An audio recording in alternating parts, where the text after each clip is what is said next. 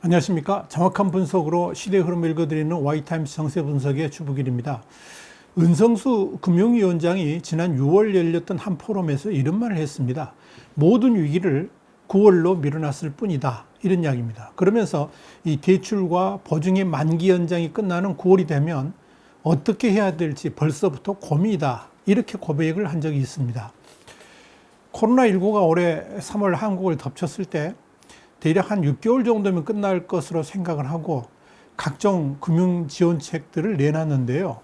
이 코로나 사태가 장기화되면서 이 모든 대출과 보증이 만료되는 9월에는 어떤 사태가 올지 장담하기 어렵다. 이런 우려를 금융위원장이 밝힌 겁니다.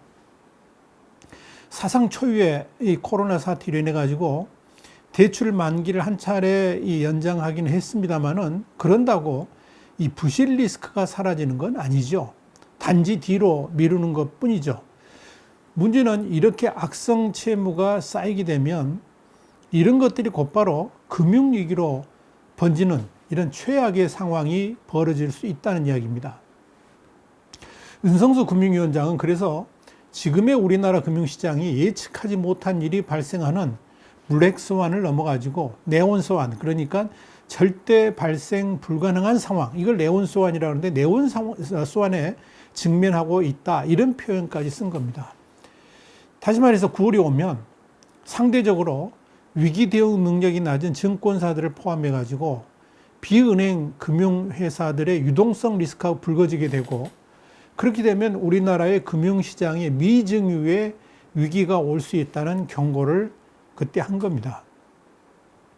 금융시장이 흔들린다는 것은 대한민국 경제 자체가 그야말로 한 치 앞도 내다볼 수 없는 위기의 상태로 접어들 수 있다는 걸 의미합니다.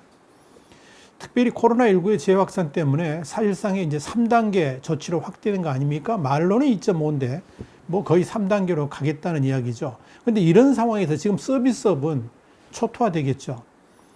또 당연히 반도체, 자동차 산업으로까지 확대가 될 겁니다. 이 금융산업의 붕괴는 곧바로 실물 경제의 초토화를 가져오게 될 겁니다. 서로가 이렇게 톱니바퀴처럼 맞물려 있기 때문에 그렇죠. 은성수 금융위원장이 바로 이걸 경고를 한 겁니다. 그런데 문재인 정부는 이런 상황에서도 이 3분기 경제 반등론을 띄웠었죠. 홍남기 부총리 겸 기획재정부 장관, 지난 8월 1일 날 최근 발표된 국내 지표에서 이 경기 반등의 희망이 보인다 그러면서 올해 3분기에는 확실한 반등을 이뤄낼 것이다, 이렇게 밝혔습니다. 문재인 대통령 지난 7월 27일 날 올해 1, 2분기 우리나라 경제가 마이너스 성장을 기록했지만 경제협력개발기구, 그러니까 OECD 국가들에 비하면 기적같은 선방이라 그러면서 3분기부터 경제 반등에 성공할 수 있을 것으로 정부는 전망하고 있다라고 말을 했습니다. 심지어 홍 부총리는 V자 반등론을 주창하기도 했죠. 그러니까 경기가, 비즈니스 사이클이 저점을 통과해 가지고 추세적으로 상승 전환한다, 이런 의미겠죠. 정부는 또 지난 8월 12일 날 고용 상황이 매달 꾸준히 나아지고 있다는 말도 했습니다. 실업자는 21년 만에 최대로 늘었고 취업자는 계속 줄어들고 있음에도 불구하고 그런 말을 한 겁니다.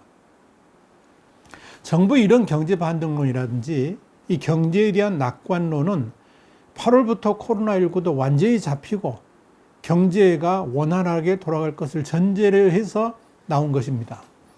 그래서 이 대구에서 코로나19 사태 이후에 수도권 대유행을 계속해서 질병관리본부에서는 경고를 해야 하지 않습니까? 그래서 이제 이 수도권 대유행이 올 거다. 그래서 병상을 충분히 확보하라.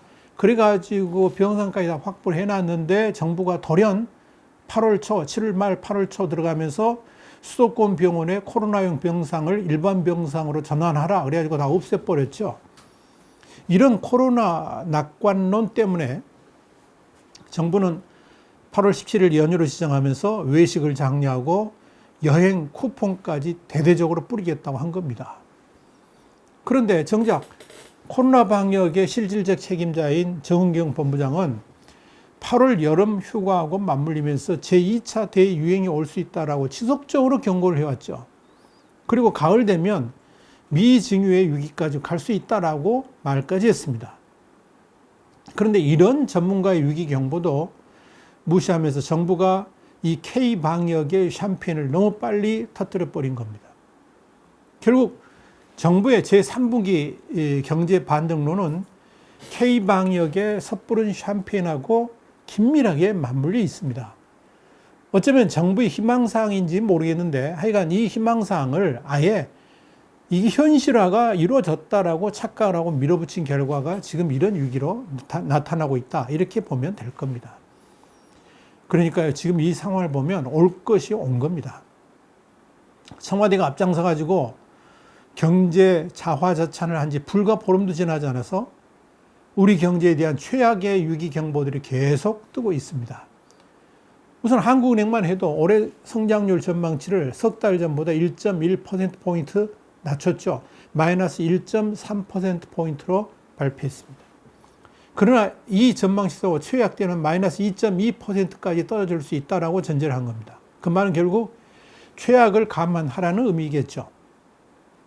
한국은행의 이런 전망치는 한국은행이 이 GDP, 그러니까 국내 총생산 통계를 편제하기 시작했던 1954년 이후에 외환위기 때 1998년이죠. 그때 마이너스 5.1%였고요. 그 이후에 역대 둘째로 낮은 성장률입니다. 그런데 이 한국은행의 이 전망치도 코로나 대응과 관련해 가지고 사회적 거리두기를 2단계를 간다. 이걸 전제로 한 거죠. 그런데 이미 2.5단계로 접어들었고요. 이제 3단계로 갈 수도 있다는 거 아닙니까? 이러다 보니까 심지어 삼성 같은 대그룹까지 재택근무로 돌입하게 되면 상황은 더 악화될 수밖에 없습니다. 그렇다면 한국인의 이런 전망치도 또 수정돼야 할 겁니다. 당연히 그렇게 최악의 상황으로 전망치가 수정될 수밖에 없음을 다른 실물 경제 지표들이 보여주고 있는 겁니다. 수출도 6개월 연속 마이너스를 기록할 것으로 보입니다. 관세청에 따르면요, 8월 1일부터 20일까지 수출액이 전년 동기 대비 7.0% 감소했습니다. 정부가 말한 대로 이 3분기 경제 반등이 일어나려고 그러면 우선 수출이 회복세가 일어나야 되는데 전혀 그럴 기미가 보이지 않습니다. 대한민국은 수출로 먹고 사는 나라죠. 그런데 이런 나라가 수출이 6개월 넘게 마이너스로 간다는 것은 치명적입니다. 수출 감소 내용도 보면 위기를 더욱 증폭시킵니다. 휴대폰 같은 무선통신기기 수출이 8월 들어서 20일까지 마이너스 29.3%입니다. 엄청난 폭으로 감소했습니다. 특히 이 주력 수출 품목이죠. 반도체 업황 전망이 갈수록 어두워지고 있다는 게 문제입니다. 유가 하락과 판매 부진 같은 것으로 인해 가지고 어려움을 겪고 있는 석유 제품, 또 승용차, 이것도 수출 감소세가 이어지고 있습니다. 그러니까 한국 경제 어떻게 될 것이라는 거 여러분 이미 짐작이 되지 않습니까? 여기에 우리가 절대 놓치지 말아야 될 것이 하나 있습니다. 그게 뭐냐면요, 금과 주식, 원자재, 이게 모두 다 뛰는 뉴노멀 현상입니다. 우리 경제는 코로나 위기 이전에 이미 빈사 상태로 빠져들었습니다. 문재인 정부 이후에 가장 강력하게 펼쳐온 기업 정책이 뭡니까? 반기업 정책입니다. 이런 상황에서 정부가 이 코로나 위기 극복을 위해서 돈을 푸니까 과잉 유동성 현상이 나타났습니다. 돈은 넘치는데 금리는 낮죠. 투자할 데는 없습니다. 기업 전망이 없습니다. 조금이라도 수익이 난다 싶으면 가리지 않고 투자를 합니다. 그것이 부동산 가격 폭등으로 나타난 거고요. 금이라든지 채권 같은 안전자산은 물론이고 주식이라든지 이런 위험자산 가격까지 상승세로 나타나고 있는 겁니다. 문제는 이런 자산 가격 폭등은 언제 터질지 모르는 시한폭탄과도 같은 거고요. 이게 바로 경제 위기의 전조라고 할 수 있습니다. 진짜 코로나 위기가 극심해지면서 3단계 조치를 이행한다든지 북한으로 인한 변수가 터진다든지 이런 돌발 쇼크라도 생겨나게 되면 이건 상상하기 힘든 충격으로 우리에게 닥쳐올 수가 있습니다. 자칫 금융시장부터 붕괴되는 초유의 사태가 올 수도 있다는 겁니다. 2000년에 닷컴 버블 붕괴가 있었죠. 2008년 글로벌 금융위기가 다 그렇게 시작된 겁니다. 그러니까요, 지금 대한민국 경제의 기본으로 돌아가야 됩니다. 지금 우리나라 기업들은 전 세계를 뒤엎고 있는 코로나 팬데믹 때문에 그야말로 생존을 위한 사투를 벌이고 있습니다. 그런데 더 심각한 문제는 이렇게 대외적 여건이 최악인데 정부와 집권 여당은 이런 기업들이 더 나아가지 못하도록, 빨리 뛰지 못하도록 강력한 반기업 정책 태클까지 걸고 있습니다. 9월 6.2설 어쩌면 금융시장보다 더 먼저 대기업발로 시작될지도 모르겠습니다. 정기국회가 9월에 열리기 때문이죠. 이 거여 민주당이 이번 정기국회에서 온갖 기업 규제 법안들을 통과시키려고 이미 법안들을 다 준비를 해놓고 있습니다. 그 속내를 들여다보면 중국식 사회주의 같이 권력이 기업을 장악하려고 하는 것은 아닌지 의심되는 그런 반기업 법안들이 수두룩합니다. 정부는 지난 25일 국무회의를 열어서요, 상법, 공정거래법 개정, 그리고 금융그룹 감독법 제정 같은 3개 법안을 정부 입법으로 추진하겠다고 의결을 했습니다. 이 법안들은 이 재산권 제한 같은 유연 소지가 있어가지고 굉장히 문제점이 많아서 대부분 지난 국회에서 폐기됐던 것들입니다. 그런데 이번에는 그 여를 믿고 다시 이제 밀어붙이려고 하고 있습니다. 하나 예를 들어볼까요? 공정거래법 개정하려고 그러는데요. 내용 이런 게 있습니다. 자회사 지분율을 기존보다 10%포인트씩 올려야 됩니다. 그렇게 되면 대기업 16개 그룹이 지주회사로 전환을 해야 됩니다. 그런데 이렇게 지주회사로 전환하는데 들어가는 비용이 얼마가 되느냐? 무려 30조 9천억 원입니다. 그리 안 해도 경제 상황이 너무나도 팍팍한데 그것도 코로나19 팬데믹 때문에 위기에 처해 있는 이 상황에서 대기업들한테 30조 원 넘게 공중에 난리라고 닥달하고 있는 겁니다.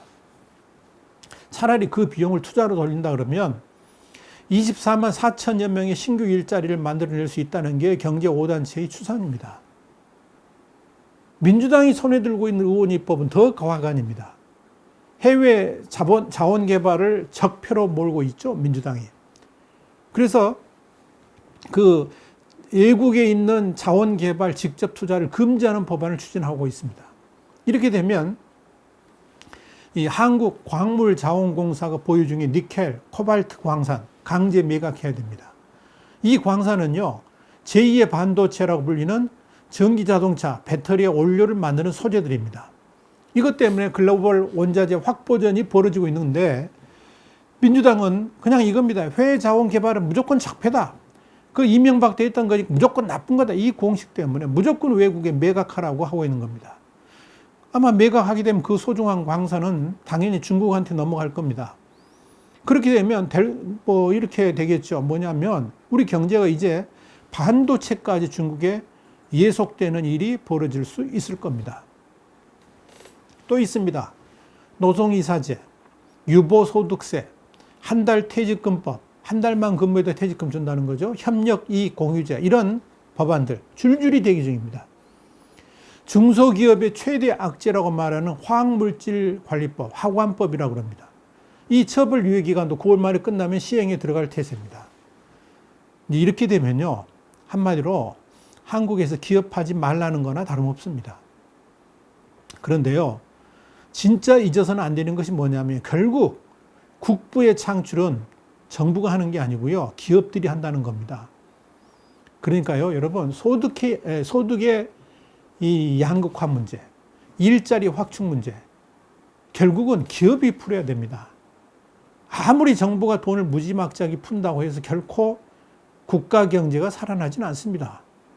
이 시점에서 국내 총생산, 그러니까 GDP를 기준으로 해가지고 한국 경제 실상이 어떤지 잠깐 좀 우리가 살펴볼 필요가 있습니다. 국내 총생산, 그러니까 GDP는요, 민간 소비 플러스 민간 국내 총투자 플러스 정부 지출 플러스 수수출입니다. 근데 문재인 정부가 들어서 가지고 평균 GDP 증가율, 그러니까 출범 이후인 2017년 3분기부터 올해 2분기까지가 2.09%입니다. 그런데 정부 지출은 이 정부의 소비 투자 지출 포함한 겁니다. 이 정부 지출 GDP가 1.08%고요. 민간 부분 지출 GDP가 1.01%입니다.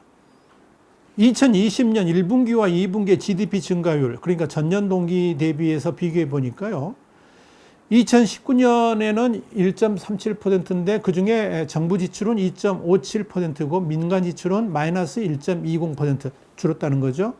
2020년 마이너스 2.09%인데요. 정부 지출은 3.21% 늘었는데 민간 지출은 마이너스 5.3%입니다. 이 수치들이 보여주는 게 뭐냐? 한마디로 민간 경제는 엄청나게 위축되고 있고 정부의 재정 지출을 통해서 억지로 성장률을 끌어올리고 있다는 것을 보여줍니다. 그러면 재정 지출, 정부의 재정 지출은 뭘 하느냐? 빚내서 하는 거죠. 올해 상반기, 그러니까 1월에서 6월만 해도요, 재정 적자가 무려 110조 5천억 원을 넘어섰습니다. 지난해 상반기보다 무려 51조 원이나 늘어난 셈입니다. 그러다 보니까 국가 채무 비율이 2017년까지만 해도 36%였대거든요. 그런데 올해는 무려 43.5%를 훌쩍 넘었습니다. 분명한 것은 한 나라가 제대로 견실하게 유지되려면 민간 경제에서 부를 창출해야만 가능합니다. 그런데 지금 우리나라는 거꾸로 가고 있습니다. 더 큰 문제는 정부 지출이 늘어나면 늘어날수록 민간 경제의 부창출은 더 위축된다는 거죠.